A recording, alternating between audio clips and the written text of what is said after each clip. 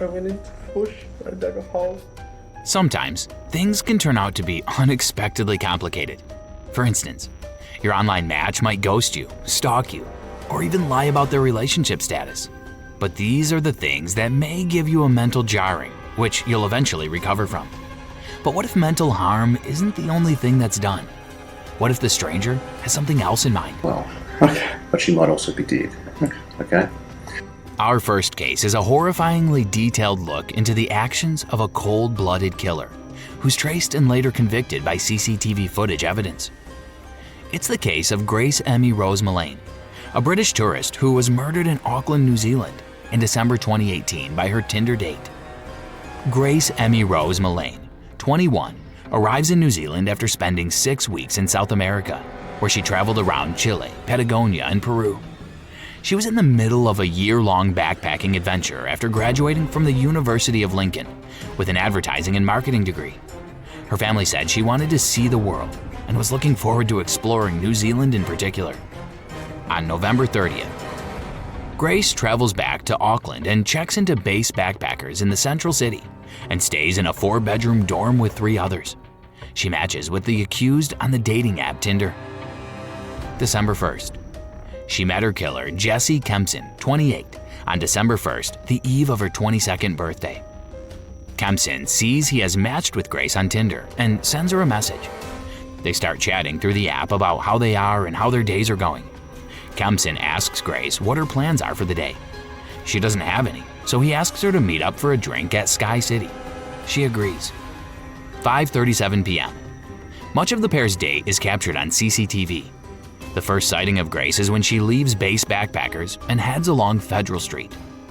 5:45 p.m. Grace arrives at the courtyard outside Sky City, dressed in a black dress and white sneakers. She takes a picture of the large Christmas tree and sends it to her family. This is the last message they get from her. Kempson turns up and they greet each other with a hug before heading up the escalator to Andy's Burger Bar. They order drinks and chat. 7:14 p.m. The pair leave Sky City to head to Mexican Cafe across the road. Grace orders a sangria with mint, and they sit in a corner and the accused says they talked about the people around them, imagining their lives. There are signs of affection, including Grace touching the small of the accused's back. Throughout the evening, Grace messages her friend Amina Ashcroft and gives her updates about how their date's going. She writes, "I'm on a date with a guy who is a manager of an oil company." Kempson later denies giving Grace this impression. Her last messages were, "I click with him so well, and I'll let you know what happens tomorrow." But a message from Grace the next day never came. 8:27 p.m. The man settles their tab. Grace chats cheerfully with the hostess before they both leave. 8:30 p.m. The pair go to the Bluestone Room on Durham Lane and get a small table at the front of the busy pub. They chat, laugh, and start kissing 15 minutes later. Kempson puts his arm around Grace and they lean in for a more passionate kiss. 9:40 p.m.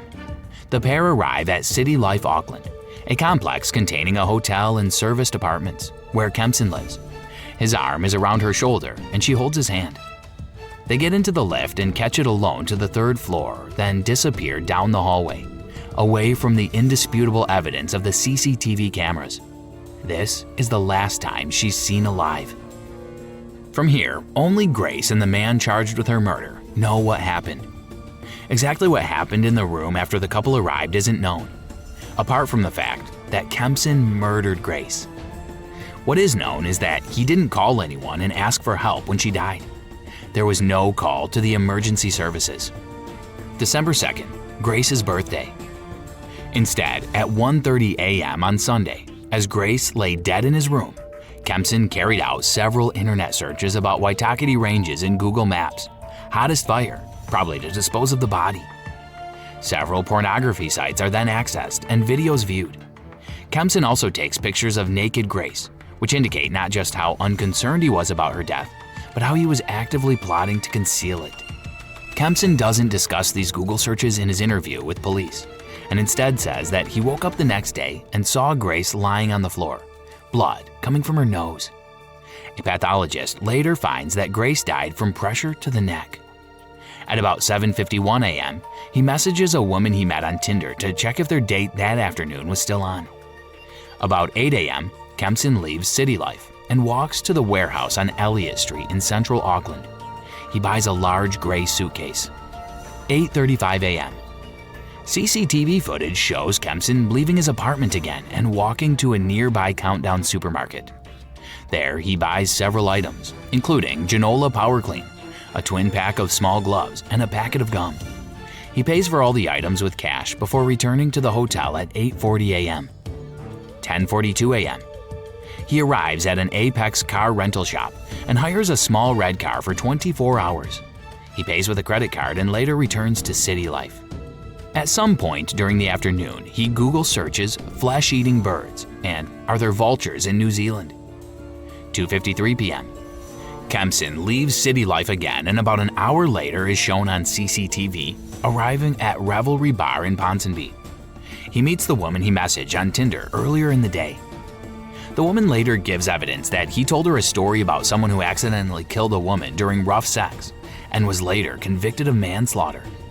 About 7:45 p.m., he returns to City Life, but then leaves again at 8:11 p.m. to hire a rug doctor machine. He wheels it to his room and then returns it about an hour later. 9:26 p.m. Kempson gets a luggage trolley from the hotel lobby and takes it to his room. He leaves carrying 2 suitcases, one which contains Grace's body, and a black sports bag, and put them in the hire car.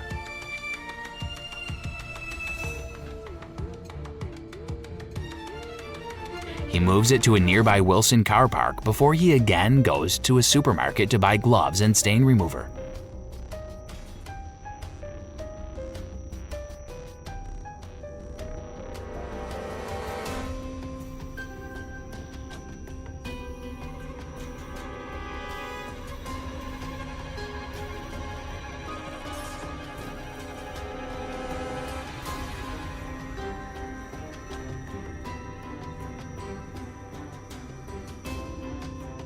Meanwhile, Grace's family in the UK grows worried about her whereabouts when she doesn't respond to her birthday messages from them. December 3rd, 6:14 a.m.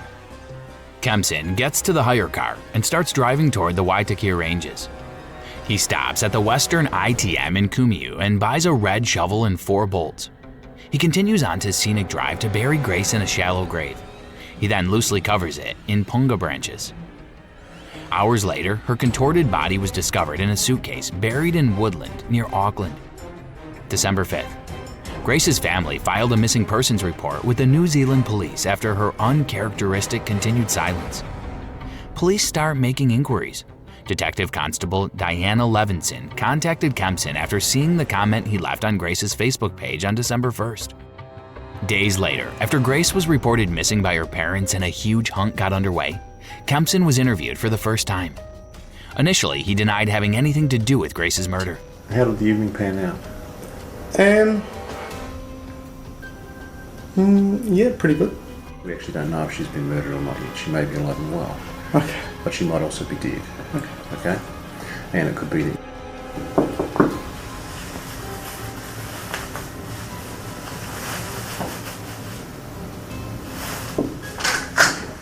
Hey, I just want to ask a question. Am I being arrested for something I didn't do? You haven't been arrested, no?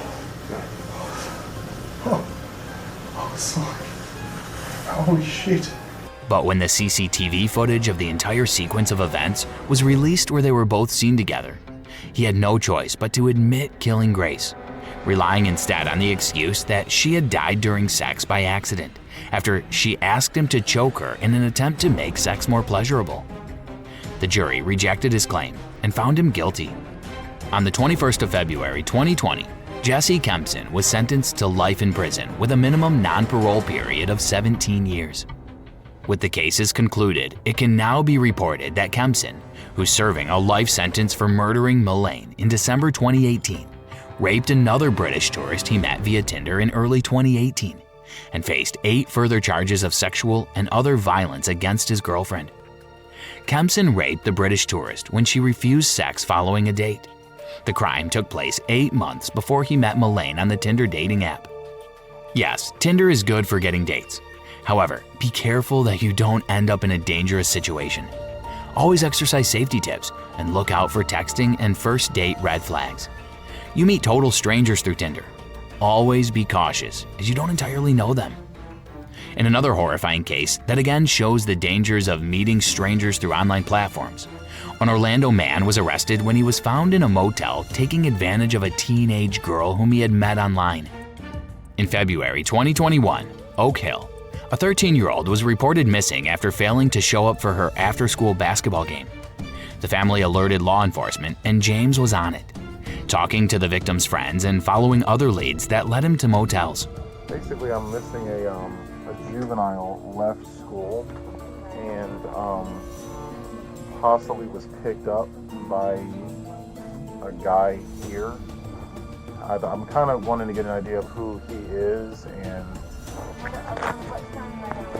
I'm looking at today from school gets out around 3:15ish, so I'm thinking 3 to 3:30.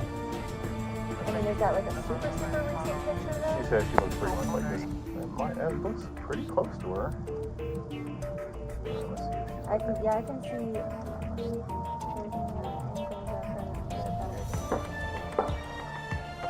Hello. Hey, so my name is Deputy James. I'm wondering if a juvenile and another person checked in here earlier today. Have you seen that? Her? No, she would have been here with an unknown, probably male.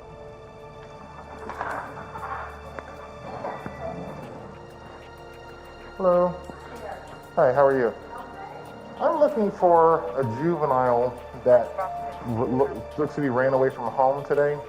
And we have information she may have checked in to a local hotel with an adult. This is what she looks like. Any check-ins today? Deputies responded to the missing child report around 6:15 p.m. after the girl's grandmother said she never came home and never went to her basketball game after school either. Deputy James started investigating and spoke to a friend of the missing girl, who said the victim was planning on going to a motel with someone she met online. The friend said she thought the man's name started with a T, possibly Tyler, and that he was from Orlando. She said he may have picked up the victim at the Dollar General store in Oak Hill. Deputy James went to Dollar General to look for security video and found surveillance images of the victim at the store. An employee reported the girl and said she was waiting for someone to pick her up. A deputy later tracked her down to a hotel where she was found with Thompson. I'm investigating a runaway juvenile that supposedly checked into a local hotel today with an adult, most likely. I don't know what he looks like or anything. This is what she looks like. All right, someone checked in earlier when I wasn't here, so let me check that. Oh, perfect. Okay. Do you have a name for that? Yeah. Well, she's only 13, so I don't know the person she's with. So it would have been whoever she's with. Yeah, she doesn't even have an ID. Again, only 13. The person she's with? No clue.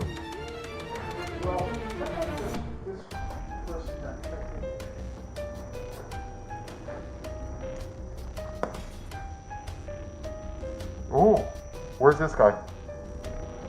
I think this is him. They said his name started with a T, possibly Tyler. When Deputy Royce James entered the doorway of the room at the All-Suite Motel at 335 North Ridgewood Avenue in Edgewater, the girl ran into his arms and gave him a hug. Front office, anybody inside? We need to come in for a second.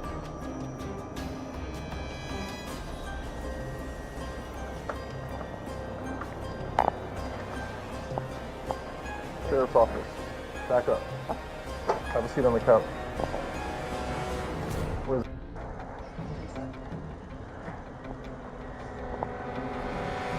What's up, sweetheart? Sheriff's office. Get Pappy up here. Go in the bedroom and wait for me for a second. How old are you? 5. How old are you?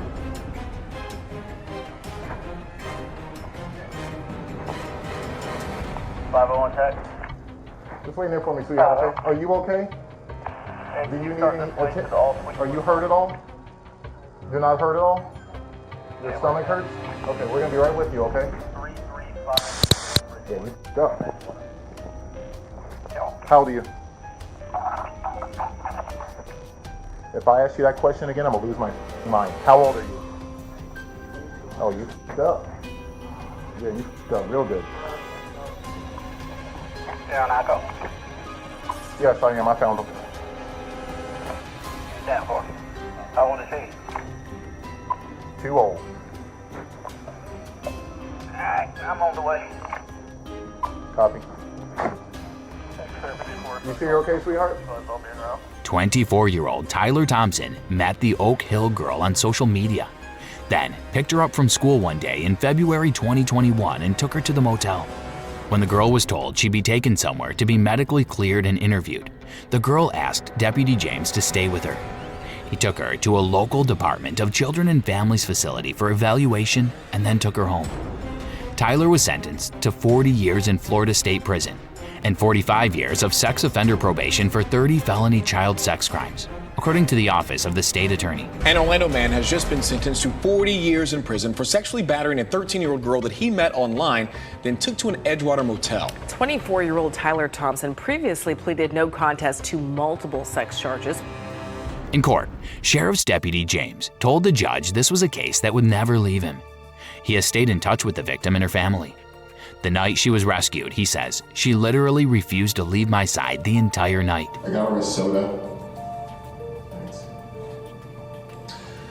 I got her a soda. I let her play in my patrol car. She played with the lights. When she saw I was a deputy, she came running to me and went into my left arm, James said.